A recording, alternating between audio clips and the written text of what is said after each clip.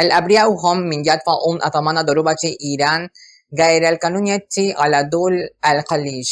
منظمة Human Rights Watch تؤكد أن طهران لا تستهدف فقط البنى التحتية العسكرية، بل تهدد حياة المدنيين يوميا باستهدافها مناطق مأهولة بالسكان. تقرير المنظمة لم يكتفي بالكلمات، بل جاء مدعوما بشهادات ميدانية وأدلة من الأقمار الصناعية تظهر حجم الخسائر. مباني سكنية تهدمت، بنية تحتية حيوية تضررت، فنادق ومطارات وسفارات لم تسلم من القصف، والنتيجة تهديد مباشر للحياة اليومية للسكان.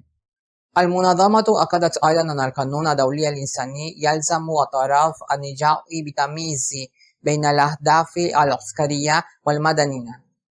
دول الخليج التنسيق لحماية السكان دون الانزلاق إلى تسقيط مباشر، وبالتوازي تطالب المنظمة الدولية بحماية عاجلة للمدنيين.